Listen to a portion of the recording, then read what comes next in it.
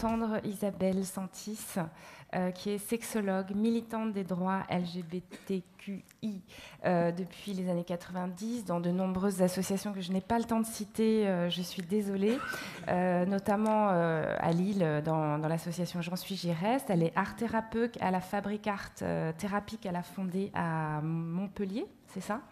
Et puis je voulais souligner aussi qu'elle est créatrice du site dont vous avez peut-être entendu parler, Queer Code Net, qui porte sur les enjeux mémoriels des vécus des lesbiennes et des bi durant la Seconde Guerre mondiale.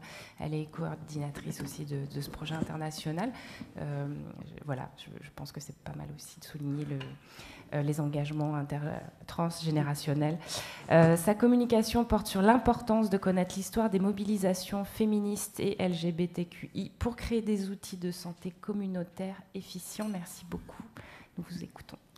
Merci aux organisateurs et aux organisatrices de me permettre une première fois avec Bertrand Riff, parce que ça fait quand même 20 ans qu'on milite ensemble et c'est quand même la première fois que Bertrand se retrouve ensemble à partager presque le même micro. Bon, comme quoi.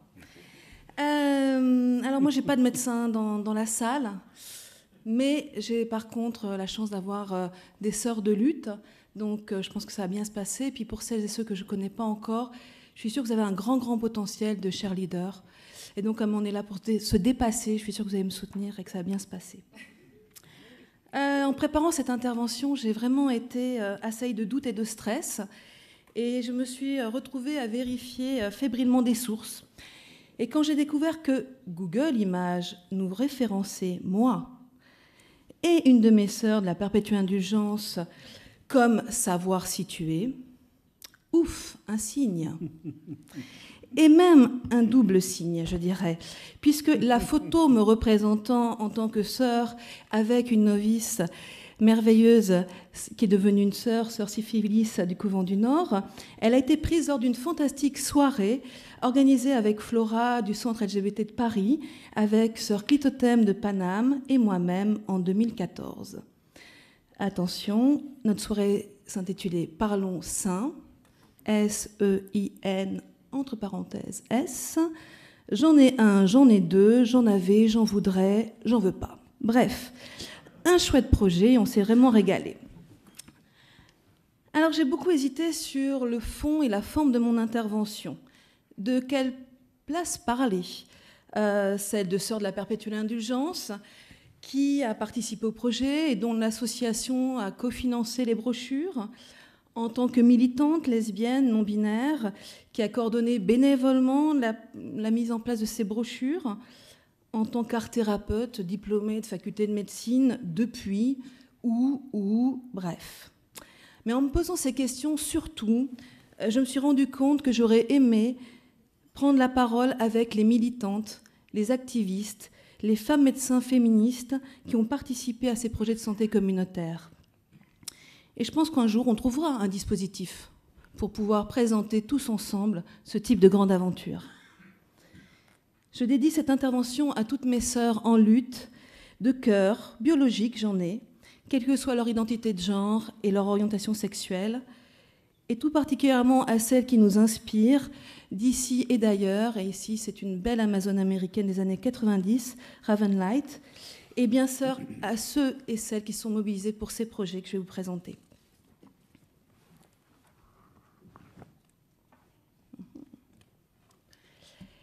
Alors, des retours d'expérience sur la co-construction d'outils de prévention qu'on va donc voir ensemble, et ces fameux dialogues entre savoirs qu'on partage depuis le début du colloque ensemble.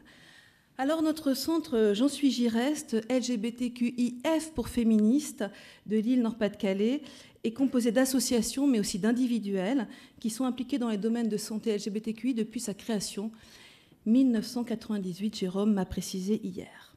Il est situé dans un quartier dit populaire, Moulins. On a la chance d'être à côté de la maison dispersée de santé. C'est vraiment chouette et on a travaillé à ça. Mais aussi de locales féministes, les Violettes, et d'autres lieux d'art et aussi de lutte. En 2010, une dizaine de lesbiennes, de bi, d'hétérosexuels, cis et trans ont créé la commission santé F pour féministes au pluriel. Cette commission est alors composée de militantes faisant partie d'associations adhérentes au J'en suis, j'y reste, les Flamants Roses, les Sœurs de la Perpétuelle Indulgence, chez Violette, SOS Homophobie, d'individuels, de militants et militantes trans, mais également de militantes du planning familial, de l'Échappée, une association d'aide aux victimes de viol. Et les membres de cette commission ont aidé tout au long du projet par des militants et des militantes, et certains sont dans la salle et je les remercie. Et cette commission continue de fonctionner et de lutter aujourd'hui. Alors, certaines militantes fondatrices ont participé avant 2010 à des combats et à des projets de santé communautaire, notamment dans la lutte contre le sida, mais aussi concernant la santé des lesbiennes, des bi et des femmes hétérosexuelles. Bref, un groupe avec de nombreuses ressources, un fort potentiel et une puissance motivée. Bref, un groupe féministe comme tant d'autres à travers le monde, peut-être pas tant que ça, mais quoique. Alors un bref résumé rapide de notre méthodologie. Alors tout d'abord, nous avons observé ce qui se passait dans notre quartier, dans notre ville, dans notre région, en France.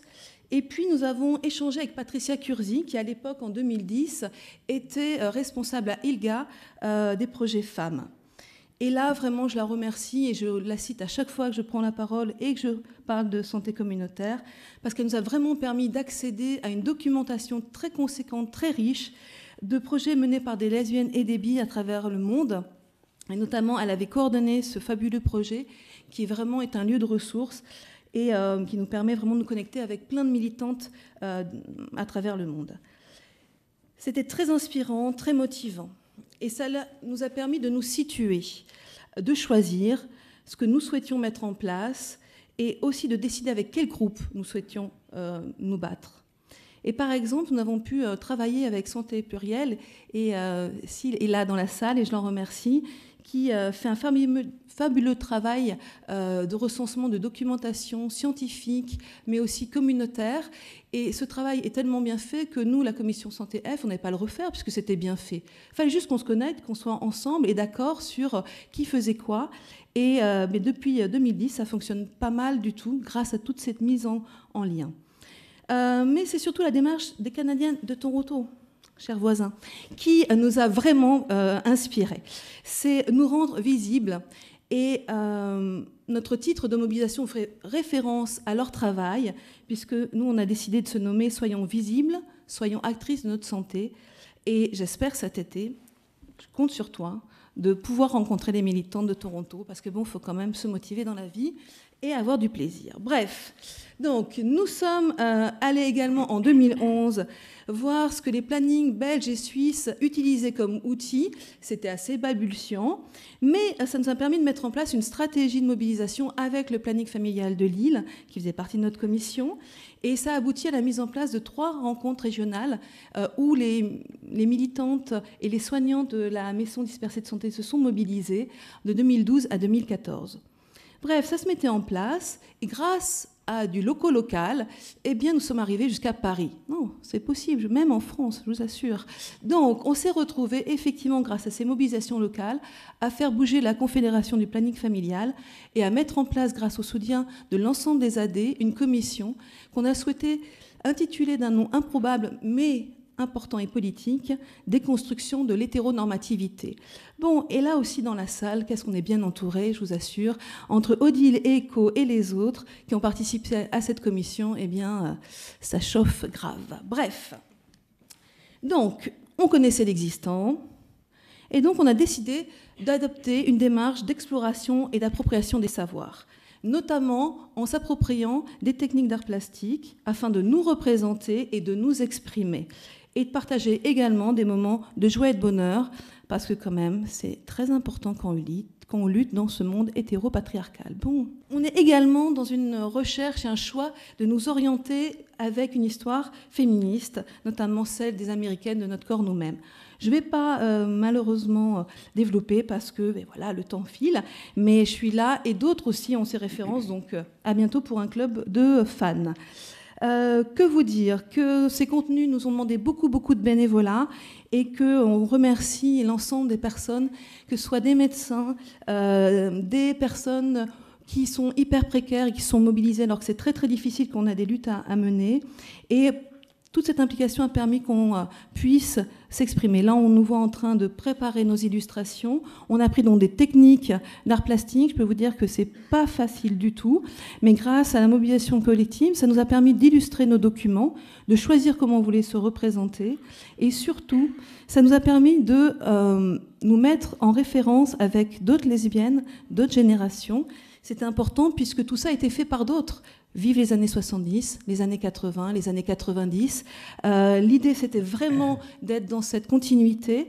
Nous, on a voulu aussi se rapproprier notre histoire qu'on connaît peu, qu'on connaît mal, et on voulait aussi vraiment vous dire quel point elle est moteur, motrice.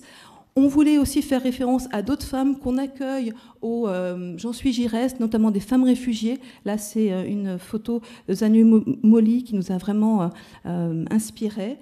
On a été dans un côté local, mais aussi transfrontalier. On a travaillé donc avec les professionnels de santé.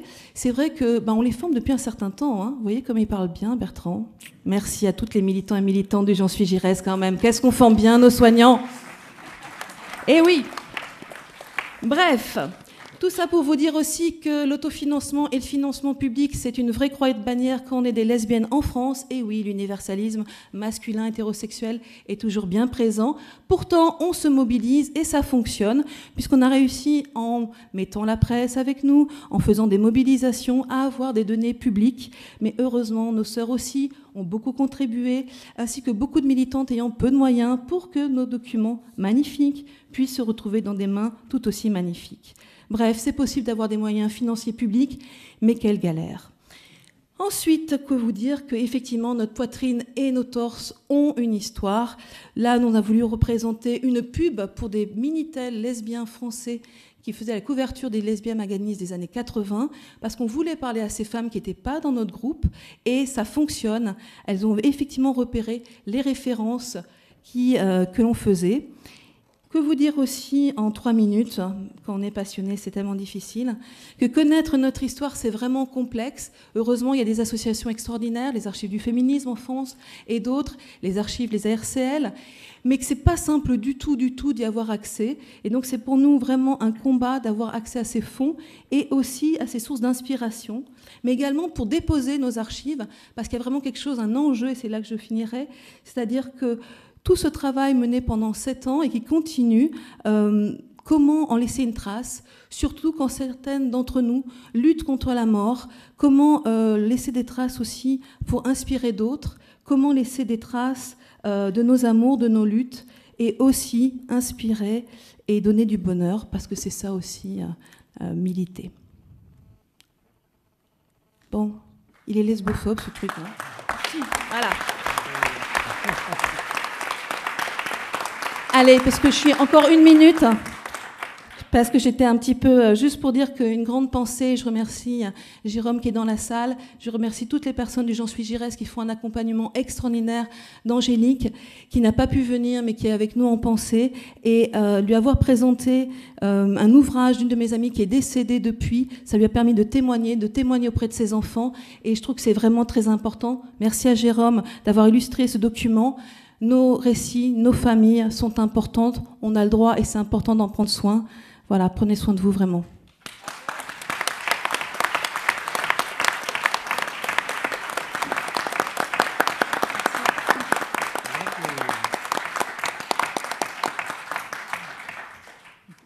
Merci Isabelle. Donc bravo pour ton intervention et d'avoir montré à toute la salle l'importance de la mémoire. Donc là, je vais vous présenter l'intervenant suivant, Alain Léaubon, donc chercheur CNRS au laboratoire Espace et Société, Université Paris-Rennes 2, en France. Sa communication porte sur la 4e édition du Net-Gay Baromètre, effectuée en 2013. Il va nous présenter des portraits et caractéristiques de jeunes HSH, français qui ont entre 16 et 24 ans, séronégatifs ou séro-inconnus. Bien, à la demande du comité, donc j'ai le plaisir de vous proposer un portrait des jeunes ACHAS français séronégatifs ou séro-inconnus, selon les résultats de la 4e édition du Net-Gay Baromètre 2013. Le Net-Gay Baromètre est une enquête périodique portée tous les 3 ans auprès des HSH utilisant Internet à des fins de rencontres, avec une diversité de sites de recrutement qui sont des sites gays, ainsi que les réseaux sociaux.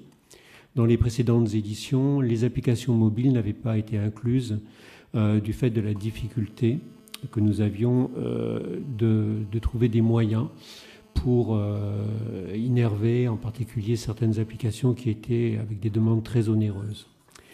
Donc l'enquête questionne les hommes sur leur coming out, leurs aventures, leur vie de couple, leur mode de vie, leur sexualité, leur consommation de substances psychoactives, leur engagement dans le travail du sexe, leurs préoccupations en santé et la variation de leurs sentiments de discrimination au regard des espaces qu'ils traversent. Elle est le fruit d'une collaboration ancienne maintenant, de plus de 10 ans, entre le CNRS et l'Université du Québec à Montréal.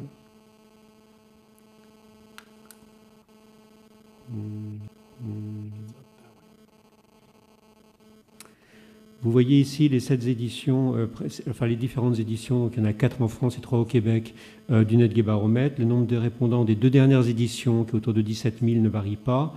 Et on voit que le réseau Facebook a pris le relais, finalement, des sites de rencontres qui avaient perdu un petit peu de leur fréquentation ces dernières années.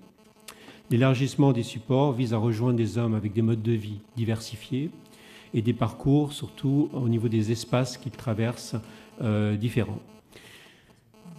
Donc sur les 17 000 répondants, 15 000 ont pu être géolocalisés, donc géocodés à partir de leur code postal pour ceux qui ont bien voulu le donner.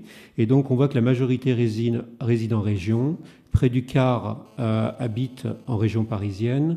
Et quand on regarde un peu à quel niveau se situent les villes de petite dimension ou les communes rurales, on voit que ça ne concerne environ que 11% de l'échantillon.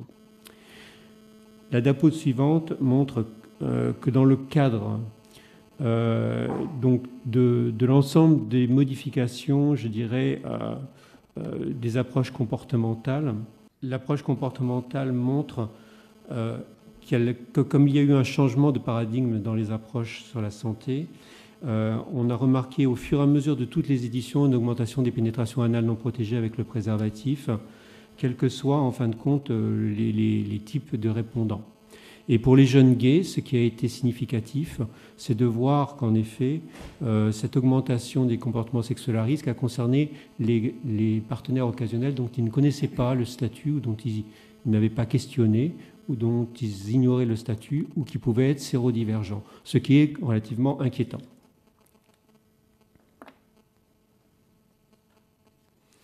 Rappelons que aujourd'hui, les analyses restreintes aux jeunes répondants sont restreintes aux jeunes qui sont séronégatifs et dont le statut sérologique est inconnu.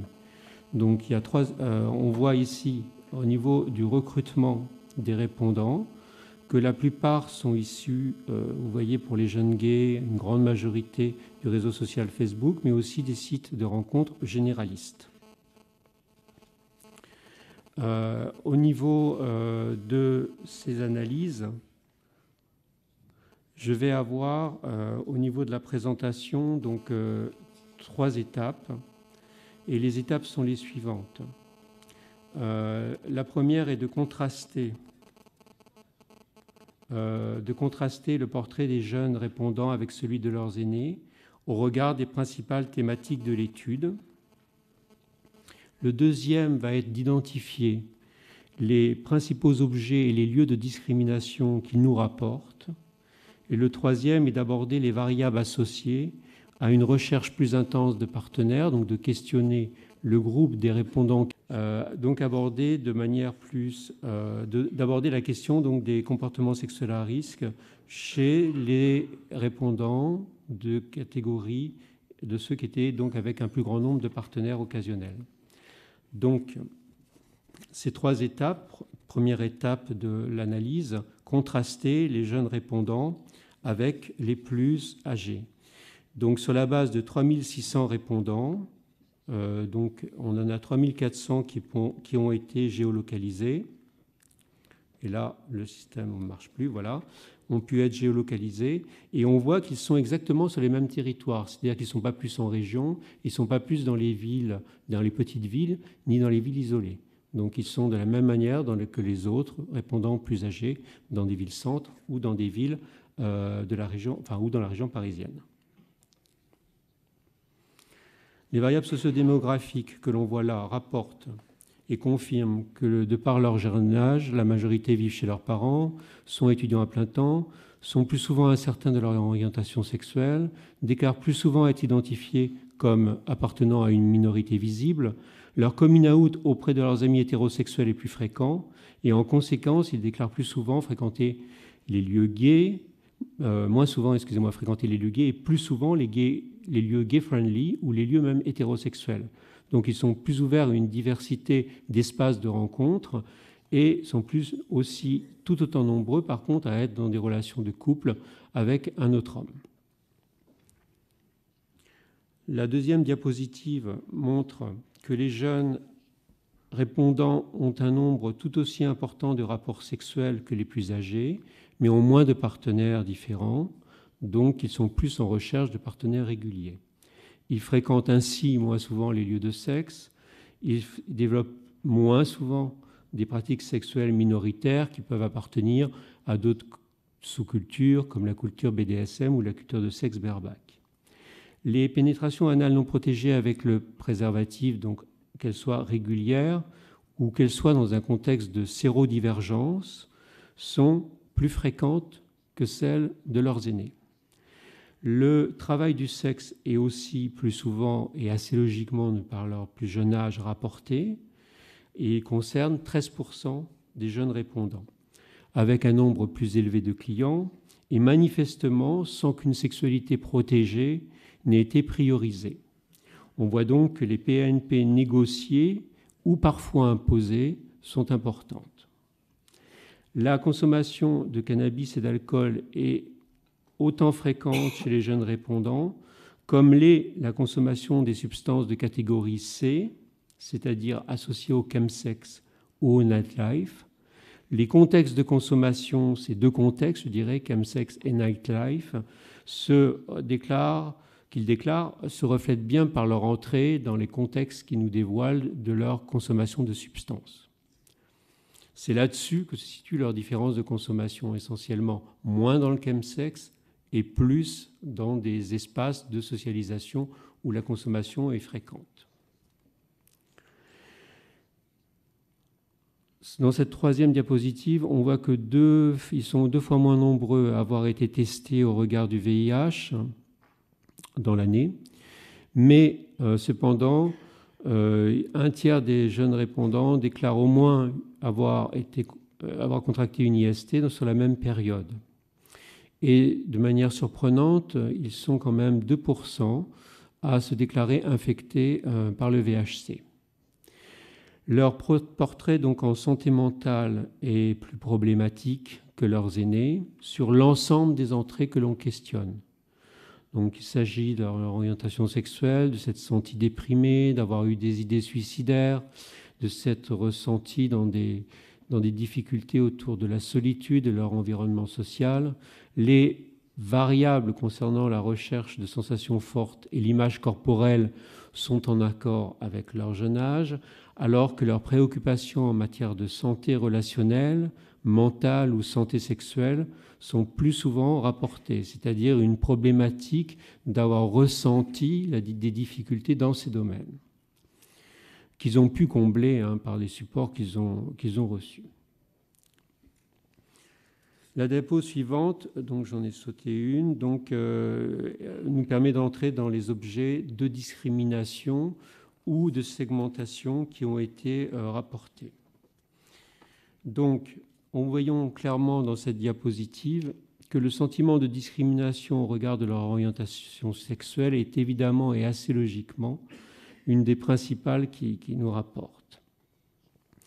Ils sont plus nombreux aussi à être perçus comme appartenant à une minorité visible et donc rapportent plus souvent sur ce plan un sentiment de stigmatisation du fait de leurs origines ethnoculturelles. Le travail du sexe est aussi perçu et vécu surtout comme un objet de discrimination. Et là, on verra, quels que soient les espaces traversés, c'est-à-dire même dans le milieu homosexuel en lui-même. Et les jeunes HSH sont plus nombreux, donc nous le savons, à rapporter cette activité.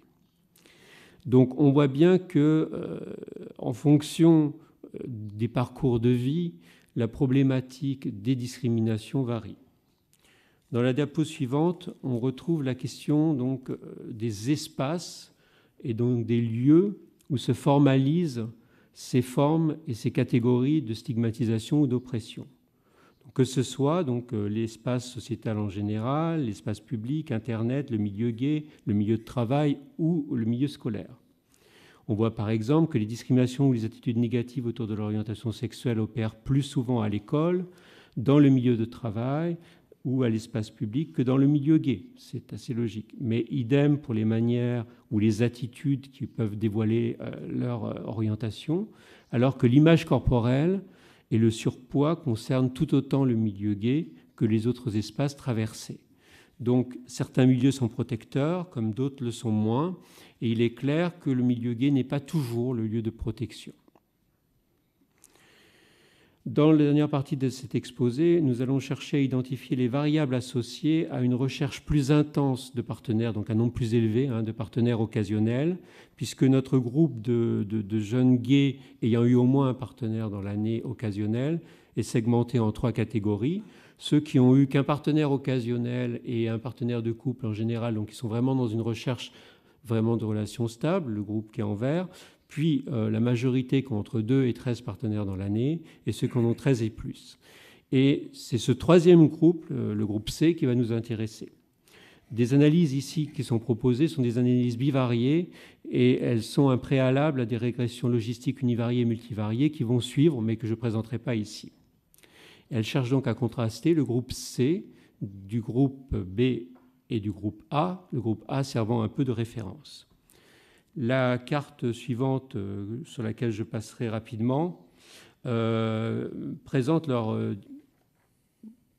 géolocalisation sur l'espace et sur le territoire. Et il est amusant, là on ne le voit pas très bien, mais le groupe C est plus fréquemment dans la situation d'habiter les villes les plus denses et celles qui ont le plus de services.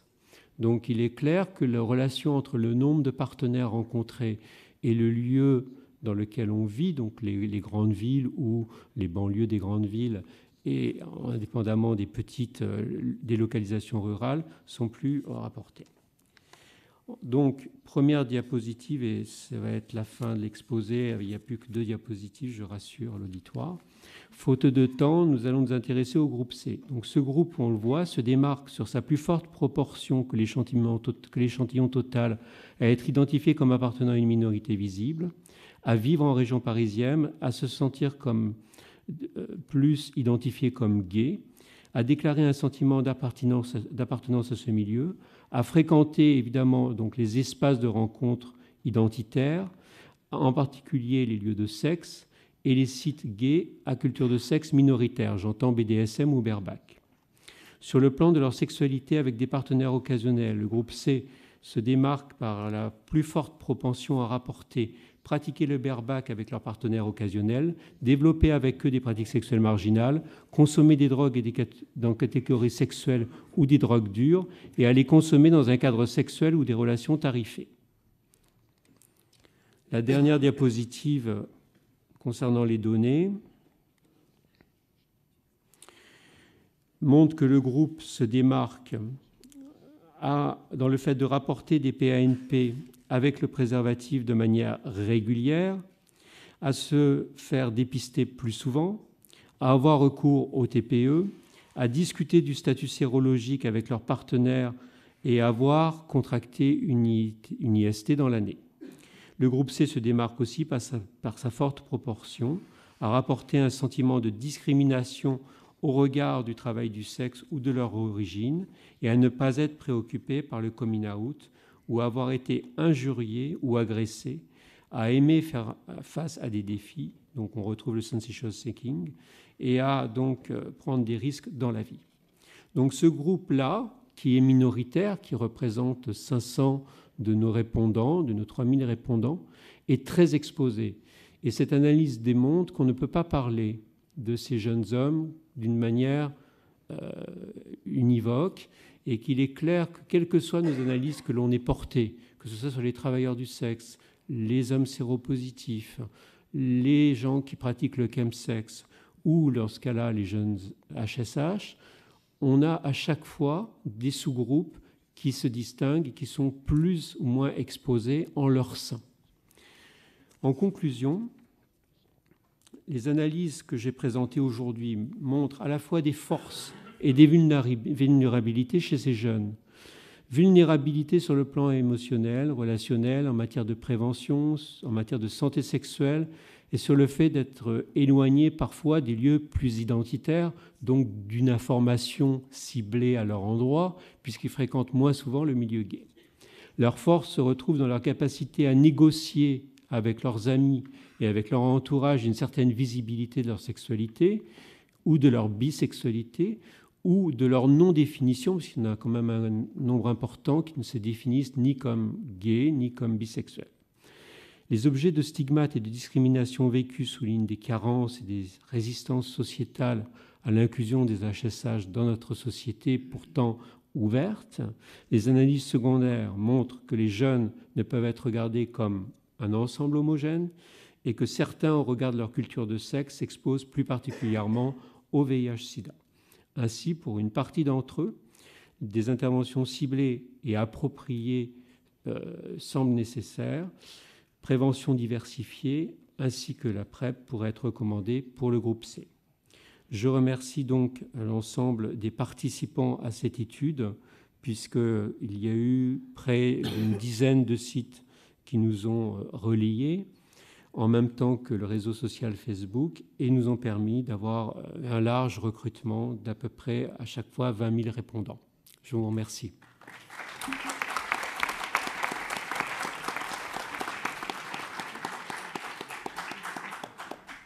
Merci. Je vous présente à présent les deux prochains communicants. Michael Borro, qui est sociologue, chercheur émérite à l'Académie Waldschlossen, j'espère que je le dis correctement. Et émérite en langage non universitaire, ça veut dire retraité. Non, c'est une blague avec Michael, hein, qui m'a demandé de le préciser tout à l'heure. Non, surtout, il est, vous le connaissez peut-être, c'est un des précurseurs de la recherche sur les gays en Allemagne et en Europe. Il avait rencontré Michael Pollack dès 1987 à Berlin. Et voilà, il collecte depuis toutes ces années des données essentielles sur les populations homosexuelles. Avec son collègue Ralph Lottmann, gérontologiste à l'université Alice Salomon, ils vont nous présenter une communication en anglais aussi, sur les particularités des constellations relationnelles des hommes gays du troisième âge en Allemagne. Et je voulais juste souligner, donc Alice Salomon, c'est une figure du féminisme allemand. Et je voulais souligner aussi que voilà, en France, on n'a pas encore une seule université qui porte le nom d'une figure féministe.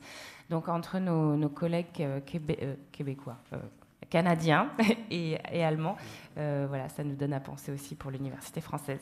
On vous écoute, merci. Et thank you for inviting us to give this presentation. I start with some preliminary remarks. This presentation refers to data extracted from 2 studies conducted within the framework of HIV/AIDS prevention for gay and bisexual men. The first is the survey commissioned by the Federal Center for Health Education in cooperation with the European MSM Internet Survey, EMIS, from 2010. This survey was the 9th in a series of long-standing yearly inquiries. The second study to which we refer in this lecture is the 10th in that same series carried out in 2013.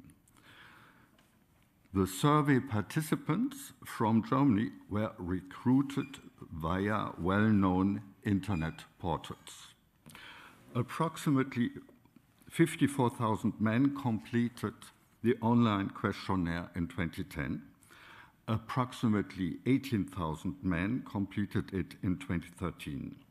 We assume that the participants we reached were above average in social and sexual activity. In order to better understand the living situations of gay men of older generations, qualitative studies conducted in Germany referred to as supplements to the quantitative data gathered in the surveys. The following is a report of the data collected by respondents ranging from 60 to 79 years of age.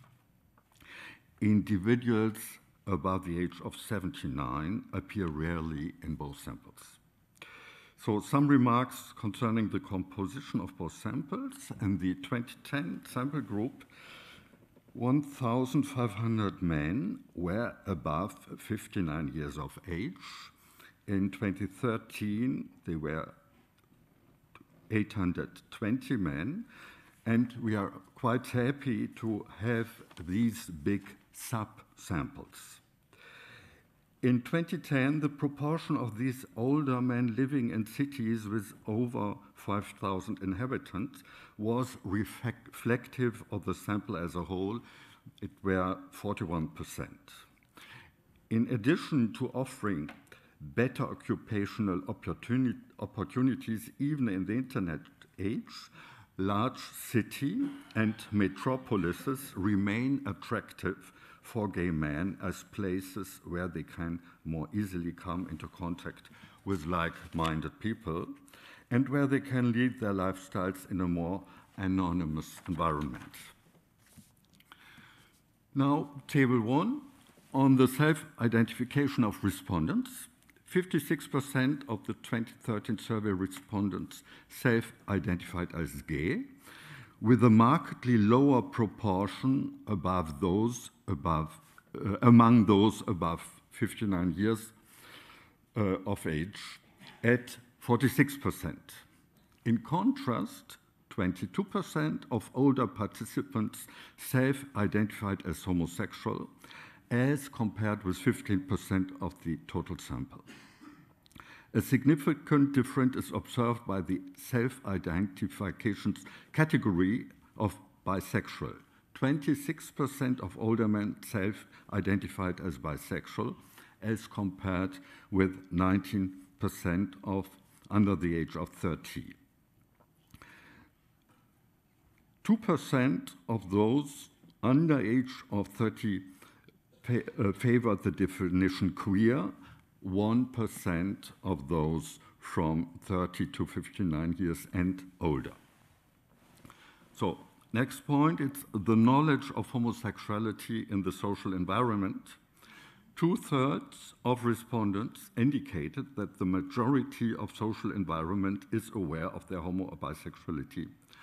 Among those over 59, this proportion declines to about half of the respondents.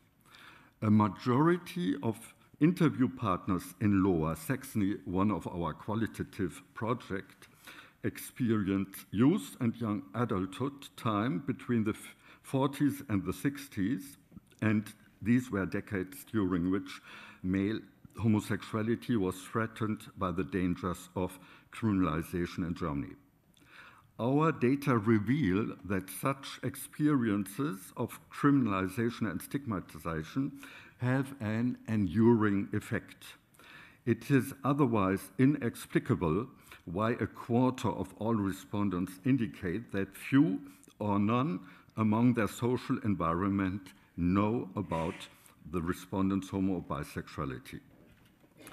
40% of those over 59 keep their homo or bisexuality from their social environment secret. Among those respondents living in relationships with women, more than half of those surveyed hide their sexual contacts with members of the same sex from their entire social environment. 1/3 entrust but a few people, with a significant proportion of respondents keeping that information from the female partner with whom they live.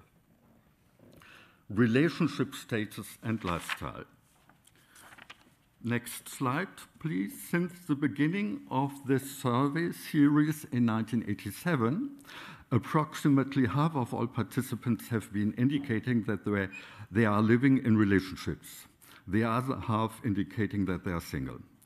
Although the vast majority of those partnered participants surveyed during the 1990s were partners with men, the overall picture has changed significantly as online surveys began reaching higher numbers of respondents. As shown in Table 2, 50% of 2010 respondents self-identified as single, and among all respondents, 8% were living in relationship with women. It can therefore be assumed that bisexually active men who tend to conceal their same-sex sexual contacts take part more in online surveys. The French sociologist Michel Bozon hypothesized in 2002 that older homosexuals are less likely to be in relationships than their younger counterparts. However, the German studies to which we refer here do not confirm this hypothesis. 52% of those over 59 live alone. Table 2 shows a comparable range for all age groups 29 and above. Yet the table does indicate two unique points for those over 59. Nearly a quarter of those over 59 live in a relationship with a woman, while 12% live in a civil union with a man. Over 59ers represent the largest proportion of men living in civil unions. Number of partners and satisfaction with sex life, introduced thanks to Ford Hickson in this 2010 survey. The often stated hypothesis that older homosexuals live at a greater proportion without social contact is not confirmed by our data. Of the over 59ers not living in relationships, 10% indicate in 2010 that they had no sex partners in the previous 12 months, which is approximately the same figure for all the respondents. In contrast, 40% of over 59ers not in a relationship indicated having had more than 5 sex partners in the previous 12 months. The 2010 survey asked whether respondents were satisfied with their sex life. 61% of the over 59ers answered affirmatively, consistent with the overall average. Sexual satisfaction is hence not dependent on respondent age and is furthermore hardly dependent on socioeconomic status or place of residence. The greatest differences appear when other dimensions directly associated with sexual lifestyles are taken into account. Regardless of age, sexual satisfaction increases according to the number of sex partners in the 12 months prior to taking the survey. I'll skip now 2 paragraphs concerning contact with the gay scene and the psychosocial situation of older respondents, and my colleague Ralf Lottmann will take over.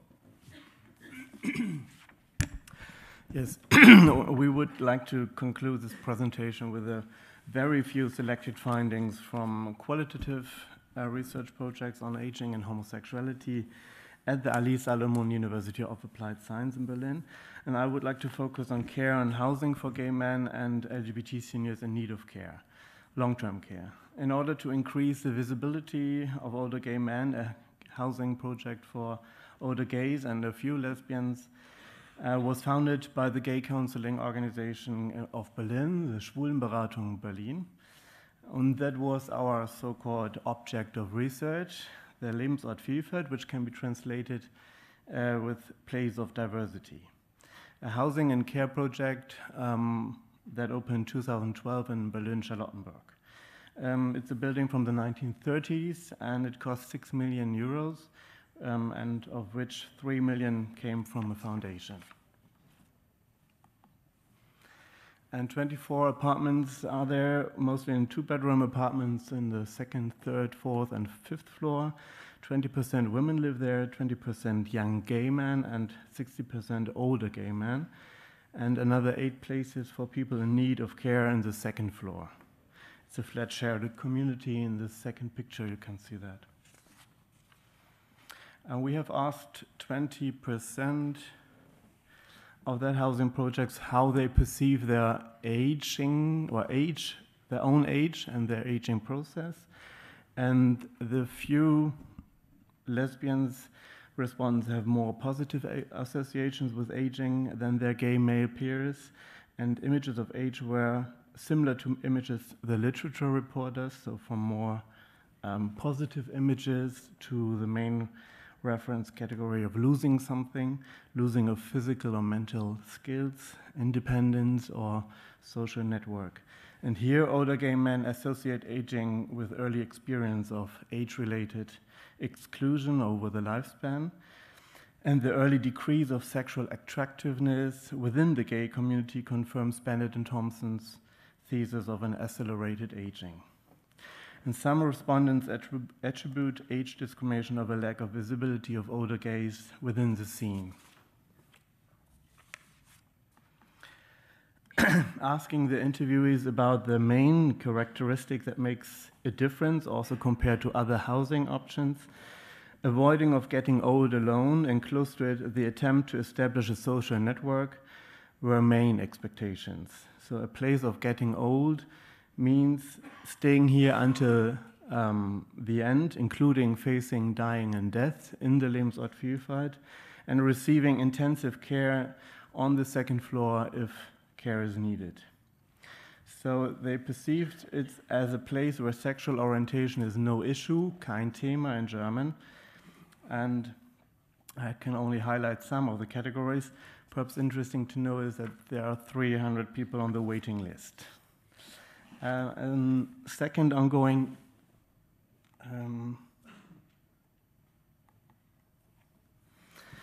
project by the Ali Salomon University focuses on long-term care, and both studies supported very recent studies from the US and Germany that LGBTI seniors express discomfort and dissatisfaction regarding care services, among other things, due to fear of homo and transphobic reactions.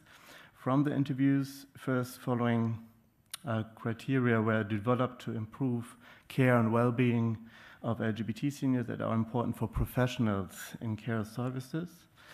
Knowledge of sexual identity and gender identity on both sides. For LGBT, it's often difficult in old age. The most residents or retirement homes said there are we don't have gay, lesbian residents. And long-term care often implies a certain form of heterosexualization and asexualization. LGBT seniors in need of care do not want to hide their sexual and gender identities, and coming out strategies are very diverse. And of course, an awareness of fears of resulting from non-normative bodies on both sides, so from trans and intersex seniors and for healthcare professionals. And then I would like to end by pointing towards the potentials of queer professionalism regarding long-term care of LGBT seniors. Lesbian and gay personnel provide specific qualifications which can be used to promote visibility and quality of life because they have a better sensitivity relating LGBT persons, they can better identify LGBT seniors, they are aware of fears and discriminations over the lifespan, and they are resourceful for specific and LGBT-related social work activities, which is very important to avoid loneliness. And they are more often lonely, as far as I know. They have knowledge about LGBT communities and which can be applied for improving the quality of life and for social work. Thank you.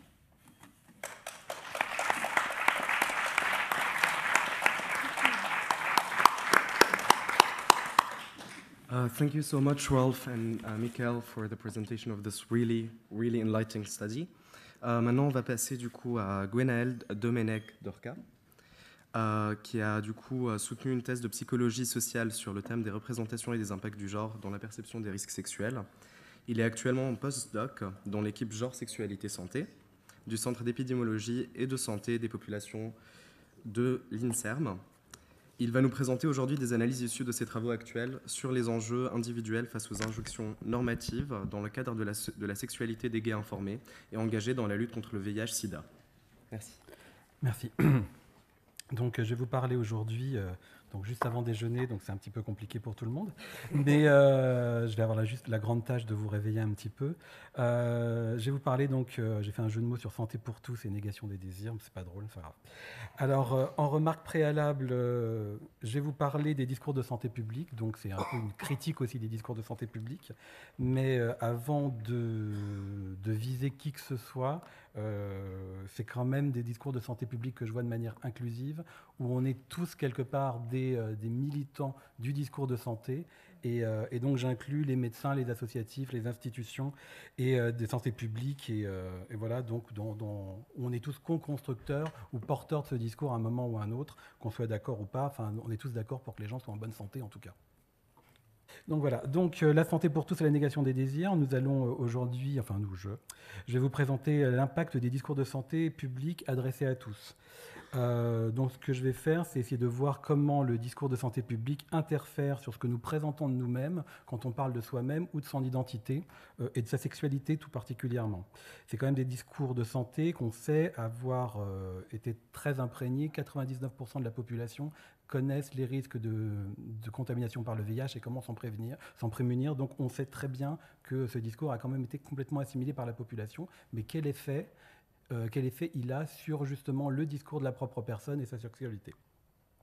Donc je vais m'intéresser pour ça par une analyse narrative, donc je vais m'intéresser au discours des gens, comment les gens donnent sens à leurs propres expériences et comment ils la rapportent aux autres individus. En l'occurrence, moi, le chercheur. Je peux vous citer par exemple Foucault, où on parle de 1969, qui définit le discours est de part en part historique, fragment d'histoire, unité et discontinuité dans l'histoire elle-même, posant les problèmes de ses propres limites et ses coupures, de ses transformations, des modes spécifiques et de sa temporalité. Donc en replaçant tout ça, je vais essayer de vous présenter l'étude qu'on a menée au sein de l'INSERM, et après, donc, petits résultats, petite discussion, petite conclusion. Tout ça en 15 minutes, évidemment. Alors, la présentation de l'étude, donc on va aller très très vite au début. Donc, c'est une recherche financée par le SIDAction ayant le soutien de l'ANRS, dirigée à l'INSERM par Alain Djemi, où on va travailler justement sur les récits narratifs de la scène sexuelle d'hommes ayant des rapports sexuels avec des hommes et militants dans les associations de lutte contre le VIH, justement pour voir si ce discours des personnes qui portent le discours de prévention est en accord avec leur propre sexualité. C'est ce qui était notre intérêt à la base. Et donc nous allons étudier ça donc nous allons étudier la sexualité, parce que je pense que c'est très important de le dire, au travers de la maladie, et non pas la maladie du VIH au travers de la sexualité. C'est quand même une nuance importante. Donc, au niveau de la méthodologie, pour aller vite, on a une approche psychosociologique qualitative dans laquelle on va travailler avec la théorie des scripts de la sexualité de Simon and Gagnon. Je vais vous présenter aujourd'hui 20 entretiens semi-directifs de personnes vivant avec le VIH ou étant séronégatifs. Et donc, c'est une analyse inductive par théorisation ancrée. Alors, pourquoi la population des personnes travaillant dans des associations de lutte contre le VIH?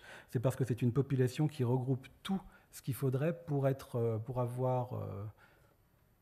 positivement marqués par le message de prévention, en sachant qu'ils ont toutes les connaissances et l'information de qualité pour pouvoir mettre les choses en place, qu'ils sont dans la capacité de la mettre en place, ils sont motivés et donc mobilisés pour faire de la prévention. Donc on arrive donc aux résultats. Les résultats que je vais vous présenter aujourd'hui sont de deux types. Sur le fond et sur la forme. Alors j'ai mis fond et forme entre guillemets, parce que finalement, ils vont représenter la même dynamique. Donc je vais essayer de vous montrer deux choses différentes, mais qui représentent au final la même chose. Donc je vais commencer pour montrer que les discours de la sexualité des personnes représentent quand même des discours attendus. Donc je vous rappelle juste une chose, c'est que moi je ne parle et je ne demande à personne que de parler que de leur sexualité et de leur vie sexuelle. Donc la prévention arrivent d'elles-mêmes par les personnes, et ce n'est pas moi qui leur demande quels sont vos comportements préventifs. Alors, on replace ça un petit peu. Voilà. Donc, on s'aperçoit rapidement que c'est qu'on a un discours attendu. Et là, je parle plutôt des personnes qui ont été séroconverties, donc des séropositifs de cette population. Donc d'abord, c'est des personnes, les sujets qu'on a interviewés ont toujours fortement réfléchi à leurs circonstances possibles, et là avérées, de leur contamination. Et donc on recueille un discours lors des entretiens qui est souvent le fruit d'une construction étayée par de nombreux échanges intrapsychiques et interpersonnels. Et donc, toute cette construction est, comme on pouvait s'y attendre, le reflet de ce qu'on peut avoir dans la société et ce qui est porté culturellement pour expliquer les manquements habituels dans une société, pourquoi vous avez fait cette chose-là à tel moment-là. Et donc, on a des explications telles que la période de rupture dans le parcours de vie, les explications comme oui, j'avais la quarantaine, donc évidemment à la quarantaine on est en crise, donc on fait des choses qu'on ne fait pas habituellement, les deuils, les dépressions, les désirs inconscients de mort, les dysfonctions sexuelles, l'homosexualité ou l'homophobie intériorisée, ou quelquefois une incompréhension de son propre comportement qui peut être qu'on peut avoir une inaction préventive. Donc là je vous ai mis un petit verbatim. Je me protège à l'époque, 100% est là. Non seulement je me mets dans une situation passive, mais je ne me protège pas, je sens ce garçon jouir en moi, je ne bouge pas, je ne fais rien, et je ne me précipite même pas à faire un test. Donc on voit que la personne ne comprend même pas pourquoi elle fait ça, et donc donc par rapport à son comportement habituel, qui donc, on peut le déduire, un comportement préventif et safe, là il se retrouve dans une situation qui le dépasse, mais il n'arrive pas non plus à se l'expliquer.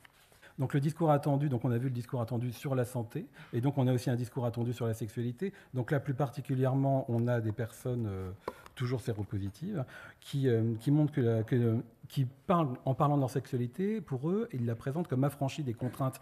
Donc finalement, c'est un discours attendu sur la sexualité où finalement la contamination libère la pratique sexuelle et non pas finalement à la conséquence, n'est pas la conséquence finalement. Donc on est contaminé. Et donc, après ça, la sexualité peut s'épanouir et pas le contraire. Ce n'est pas parce qu'on a commencé à avoir une sexualité débridée, etc., qu'on s'est fait contaminer. C'est quand même un fait important qui est peut-être pas finalement si intuitif que ça pour la plupart des personnes. Donc, la deuxième partie des résultats, et c'est là où je vais peut-être prendre un petit peu plus de temps parce qu'on va parler plus de la forme, c'est au niveau de la structuration du discours sur la sexualité. Alors là, je vais parler plus des personnes qui sont séronégatives et qui sont, elles, justement, totalement dans une démarche de prévention de leur propre santé qui est elles ne veulent pas se faire contaminer par le VIH. Alors cette opposition au discours de prévention de la santé, on le voit très rapidement par rapport à la définition de ce que c'est simplement une contamination. Une contamination, c'est ne pas avoir réussi à se prémunir de la contamination. Donc une contamination, c'est l'opposé d'avoir réussi à avoir une continuité de santé, Mais on s'aperçoit plus rapidement que c'est l'ensemble de la sexualité, si vous voulez, qui est complètement décrite en opposition du discours de prévention. À savoir, on ne va pas se décrire comme... pour faire simple, on ne va pas décrire en question de désir et de plaisir, on va dire j'ai une sexualité, je ne mets pas de capote, je prends des risques, je fais des partous, j'ai des comportements à risque, tel. Parce que je ne vais pas pouvoir vous faire tous les verbatims, parce qu'en fait, après, ça va être beaucoup trop long. Donc, si vous voulez, toute cette structuration est là. C'est-à-dire, on a des personnes que, quand elles parlent de leur sexualité, je vous rappelle que je leur parle de leur sexualité. Pour vous donner un exemple, moi, j'interviens très, très peu lors des entretiens. Je leur demande à la base, pour vous, aujourd'hui, une sexualité entre hommes, c'est quoi? Et de là, les personnes racontent ce qu'elles veulent. À savoir, elles peuvent parler de leur début de leur sexualité actuelle, de ce qui a été le plus marquant dans leur vie sexuelle, etc. Mais moi, je leur parle de leur sexualité et on a un discours qui est totalement structuré par rapport à la prévention. Je mets des préservatifs, je prends des risques, je sais que je prends des risques. Et en fait, tout le discours va être construit en face à face avec ça et pas du tout sur d'autres thématiques. Donc voilà, ça continue. Et jusqu'à même, si vous voyez, le dernier verbatim est intéressant, c'est qu'on voit directement que les personnes elles-mêmes verbalisent finalement cette opposition, ou quand on le dit, on mesure le rapport au sexe, mais on ne mesure pas la sexualité. Donc quelque part, c'est là, c'est présent, mais les gens n'ont pas directement conscience de cette opposition. Jusqu'à un tel point, si vous voulez, que... donc ça, c'est un verbatim un petit peu plus long, mais je vais me permettre de prendre quelques instants pour le resituer. C'est que... Ah, quand même. C'est que c'est un garçon qui a des relations sexuelles avec un autre homme et qui parle sexualité et qui n'arrive pas à comprendre que l'autre personne, quand elle parle de sexualité, elle va parler de désir, de plaisir. Moi, finalement, mettre un préservatif, ça m'intéresse pas. C'est pas ça qui m'excite, tout ça. Et lui, qui est dans ça, finalement, son rapport à la prévention, n'arrive même pas à comprendre de quoi il parle. Il dit il n'a pas du tout à avoir la connaissance de prévention, il ne doit pas savoir ce que c'est qu'une bonne prévention aujourd'hui. Et à la fin, il dit le truc, mais finalement, si, parce que quand je lui ai demandé comment fonctionne la prévention, il était au courant. Donc, et il est très étonné de tout ça. Donc si je peux faire une synthèse des résultats rapides, c'est que le discours de santé est totalement intériorisé, et qu'il structure totalement les représentations de la vie sexuelle des individus. Donc, si vous voulez, je ne dis pas que l'ensemble des discours de santé qu'on a mis en place n'a pas eu d'effet. Il a eu cet effet-là. Aujourd'hui, les gens sont parfaitement conscients et ils construisent tout leur imaginaire et leur représentation de leur sexualité en fonction et par rapport à ce discours de prévention, ce qui est quand même un point extrêmement important sur lequel on peut tous se féliciter. En revanche, cette biographie sexuelle qui structure ça, c'est quand même aussi un discours qui est centré uniquement sur la santé et ne permet pas finalement de réflexion sur la sexualité subjective des individus. Une sexualité subjective qui finalement ne serait là que dans le manquement finalement à la démarche de santé. Alors, si vous voulez, je peux faire participer une petite expérience. Donc, si vous voulez, on a un discours de santé, donc on est dans une démarche de santé en parlant de la PrEP, en parlant du préservatif, en parlant des comportements qui vont là. Donc, tout ça, tous ces comportements de santé qui sauvent notre santé et qui nous préméditent du VIH, je vous demande de les garder un petit peu en tête. Et finalement, est-ce qu'ils sont compatibles avec une échelle de sexualité ? Une sexualité de l'intime, sans mots ni paroles, une sexualité de la pulsion, des désirs partagés et incarnés, une sexualité dont la mesure ne repose pas seulement sur les comportements, une sexualité dont la dynamique n'est pas influencée par les rationalités de santé, qu'elles soient individuelles ou de santé publique, une sexualité dont la seule raison est la jouissance, une sexualité de vie, mais malheureusement une sexualité qui peut également conduire à la séroconversion.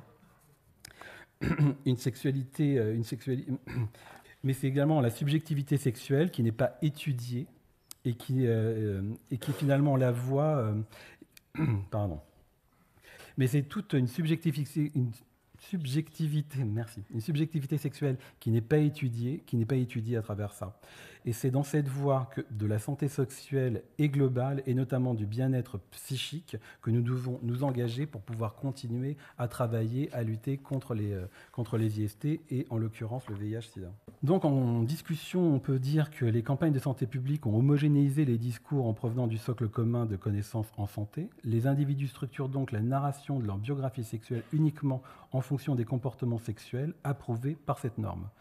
Ceux n'y s'y conformant pas sont alors invités à expliquer, ou pour le moins expliciter, les raisons de leur manquement. Les raisons énoncées pour ces déviances aux normes comportementales de santé sont, sans surprise, identiques, comme nous l'avons vu, à celles invoquées pour des comportements déviants aux normes sociales en général, la rupture biographique, la crise identitaire, le deuil, le contexte, etc. En décrivant les comportements sexuels uniquement en opposition aux injonctions de santé préventive, la santé ne laisse aucune place à la sexualité subjective.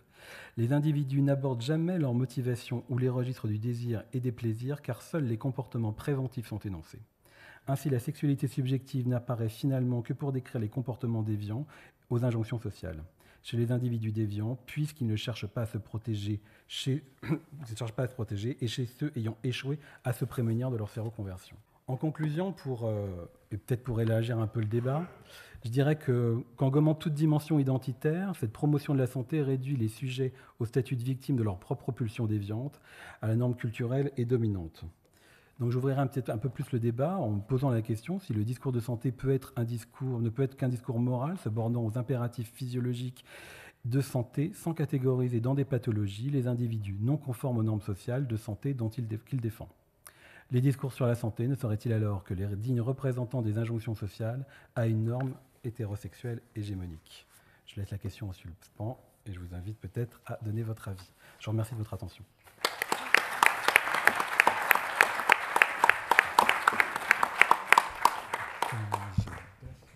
Merci beaucoup. Donc, je vois le gardien du temps qui me fait des yeux là-bas.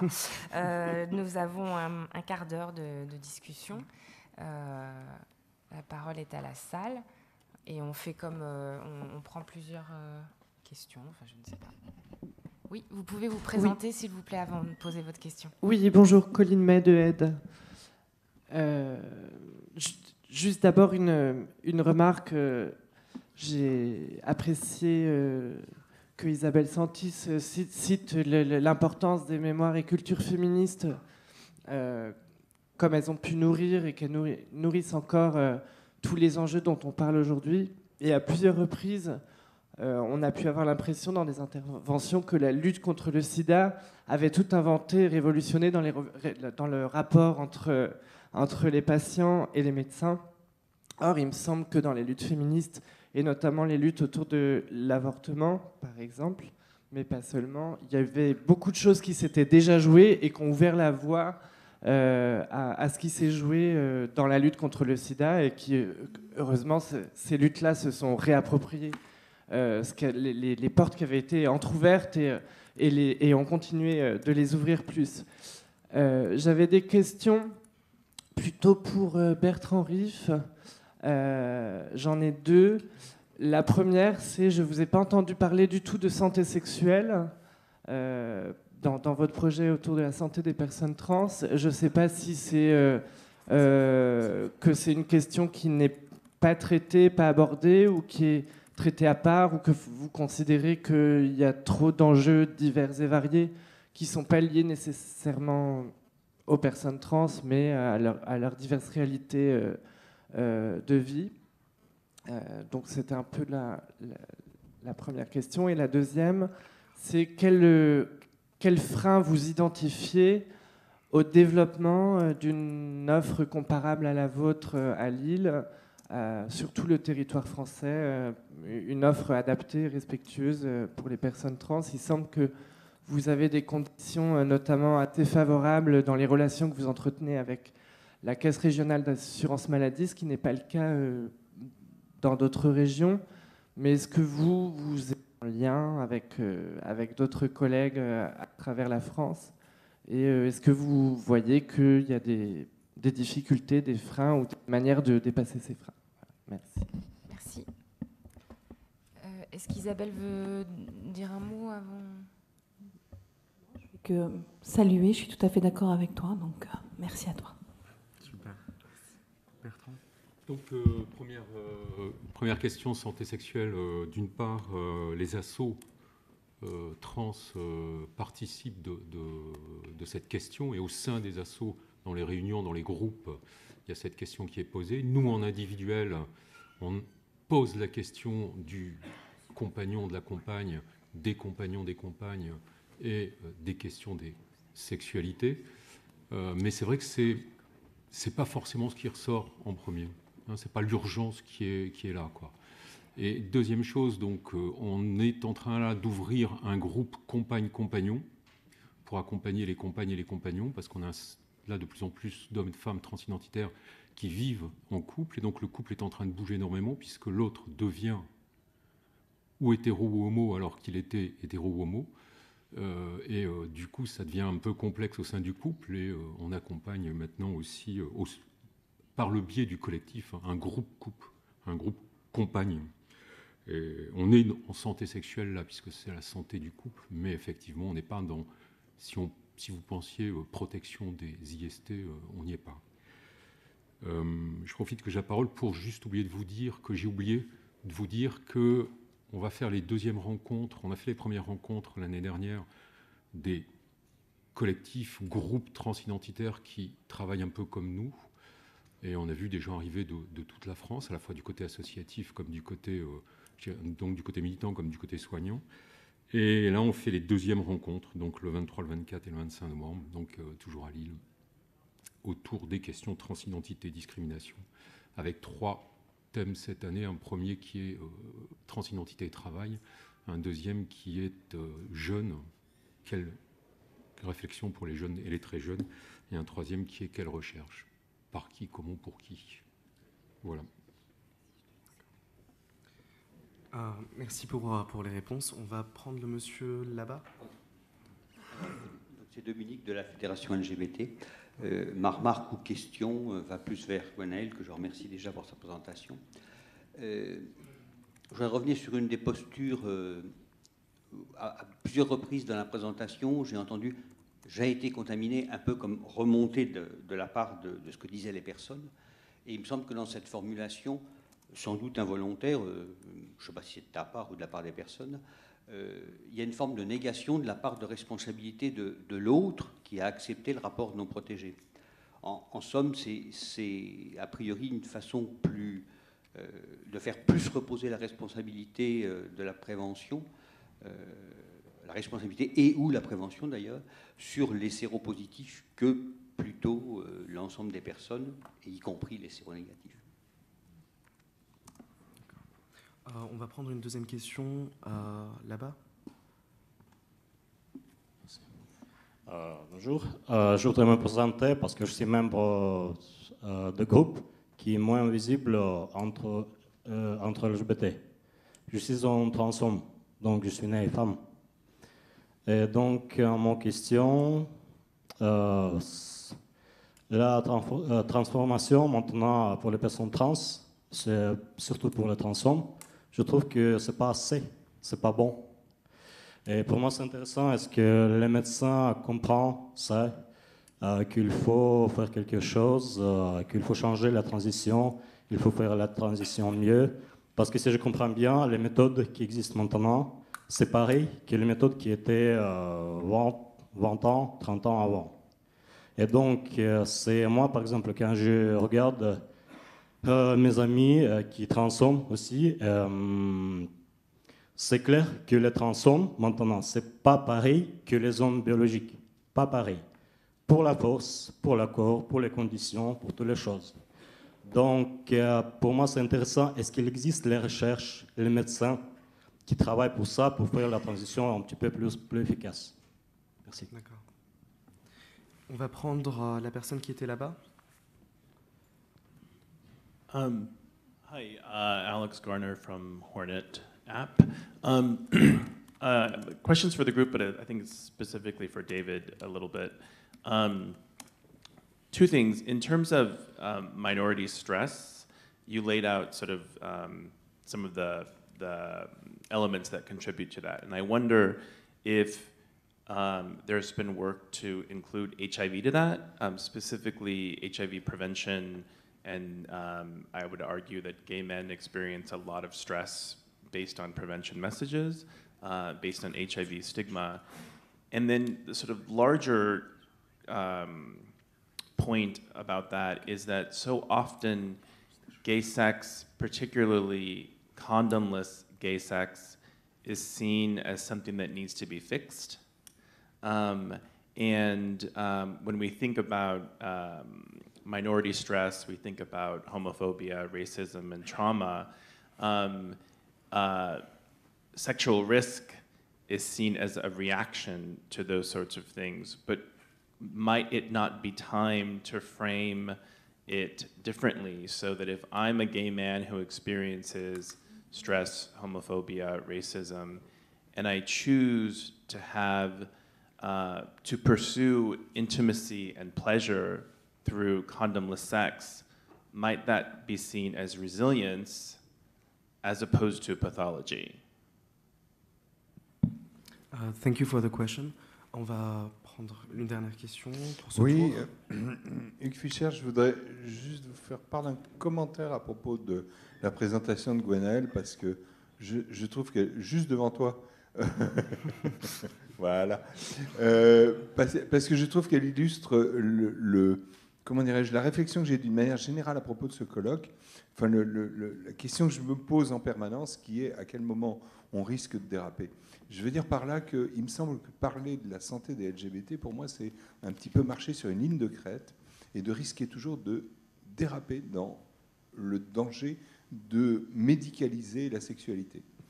Et donc, effectivement, c'est une chose, je pense, ça ne me surprend pas que parmi les associatifs qui travaillent dans ce domaine, effectivement, le risque est permanent et que je dirais même, on dérape plus souvent qu'on ne reste sur la ligne de crête.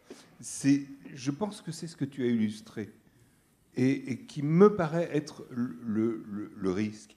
Il me semble effectivement que la sexualité, c'est... Enfin, là où il faudrait arriver, je trouve extraordinaire que à travers tous les 30 ans d'expérience, on l'a beaucoup illustré dans la dernière journée, à travers les 30 ans d'expérience qu'on a eu de l'infection à VIH, du sida, etc., on est arrivé à parler aujourd'hui de la santé des LGBT, c'est-à-dire qu'on a vraiment franchi un pas, on est arrivé à élargir le champ des choses.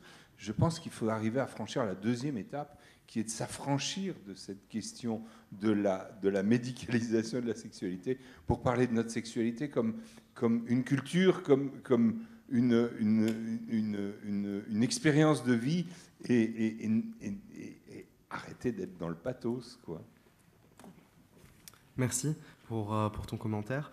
Je vais juste demander à ce que tout le monde soit concis dans ses réponses, parce qu'on n'a plus beaucoup le temps.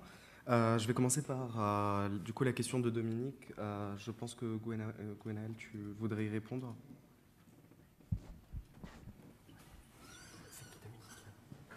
C'était la première question. Si quelqu'un d'autre a une réponse. Ah oui, d'accord. Oui, d'accord. Oui. Du coup, je pense que quand on interroge l'autre sur les raisons de sa contamination, parfois, et c'est pas forcément le cas le plus souvent, on peut parler de l'autre qui lui aussi est responsable et co-responsable, mais dans l'élaboration psychique de ça, en fait, c'est soi-même qu'on questionne. Pourquoi moi j'ai accepté aussi de ne pas me protéger avec cette personne-là. Évidemment, l'autre me l'a peut-être pas proposé. Bon, ça c'est un autre contexte. Mais du coup, on est aussi parfois dans une démarche de culpabilité. Et il faut s'expliquer, donc il faut rationaliser pour pouvoir être un être entier. À un moment, il va falloir trouver les raisons qui vont nous permettre d'expliquer pourquoi ça s'est passé à ce moment-là et quelle personne, quelle identité j'avais à ce moment-là et dans ce contexte-là, intrapsychiquement, interindividuellement et culturellement qui m'ont amené à ça. Et c'est cette espèce de tout rationnel qui est proposé qui est proposé lors de la narration. Voilà. J'espère que j'ai répondu à ta question. Et donc oui, et donc pour continuer juste un petit peu là-dessus, pour répondre à une autre question, les raisons de la vulnérabilité, évidemment, les personnes toutes ces raisons qui sont données ne sont pas forcément fantasmatiques. Le fait d'être harcelé, le fait d'être opprimé, le fait d'avoir subi un deuil, c'est des raisons. Le fait d'avoir une rupture économique dans sa vie, c'est des raisons de vulnérabilité qui peuvent entraîner à des prises de risques, évidemment. Donc, c'est pas juste des réponses qui sont socialement admises, c'est aussi parfois, c'est pas moi, parfois et souvent des choses qui sont totalement réelles. Qui a laissé son fibro en charge? C'est pas moi, il est éteint. Et pour terminer sur la médicalisation de la sexualité, je pense que oui, la sexualité ne doit pas être médicalisée et les dysfonctions sexuelles ne sont pas le fait de la seule médecine pour les réparer. Il y a un ensemble de personnes, quand on fait par exemple un DU de sexologie, un ensemble de personnes peuvent répondre à tout ce qui est la sexualité et ce n'est pas juste médical. Et on est tous, encore une fois, des professionnels de santé, des professionnels de la santé sexuelle, des professionnels de ça, et on va tous, j'espère, vers l'amélioration de toutes ces choses. Merci. Je vais demander à Bertrand. Donc, vite fait pour vous répondre, je pense que si vous parlez de la chirurgie de réassignation, je trouve à l'heure actuelle, avec une expérience de 6 ans, 7 ans, que du côté des femmes, les choses vont de mieux en mieux, les femmes sont de plus en plus satisfaites. Du côté des hommes, la chirurgie n'a pas trop bougé et la satisfaction n'est pas forcément très bonne. Et est-ce qu'il y a de la recherche? Ça, je ne sais pas. On croise très peu les chirurgiens. On les rencontre très peu. Les chirurgiens sont encore très vieille mode. Et là, ils sont, eux, par rapport à notre façon de l'histoire qu'on est en train d'écrire ensemble, ça, c'est quelque chose qui les dépasse, là. David, you had, can you respond to the question of... Yeah. Alex, I'd be glad to answer your question very quickly. Yes, minority stress theory is, like any theory, is growing and moving, and these ideas come from a variety of ways in which people experience marginalization. HIV stigma is absolutely, of course, one of them. And the fear of HIV stigma and living under the epidemic of HIV. So absolutely, there actually is some literature that's kind of focused on that. Your sex piece, your second piece about sexual risk as resilience, I think is a really, really important and very nuanced one, because I don't ever assume I did a while ago. I don't currently assume when someone's talking about sexual risk that they're talking about condomless sex.